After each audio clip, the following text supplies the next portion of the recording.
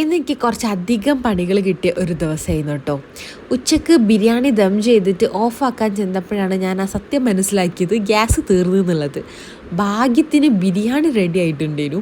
അതുകൊണ്ട് ഉച്ചക്ക് അത് കഴിച്ചു. വൈകുന്നേരമായപ്പം നല്ല വിശപ്പ്. അപ്പോൾ ഞാൻ എയർ ഫ്രയറിൽ പോപ്കോൺ ഒരു പരീക്ഷണം പോലെ ചെയ്ത് നോക്കി. അത് നല്ല അടിപൊളിയായിട്ട് ഫെയിലായി കിട്ടിയിട്ടുണ്ട്.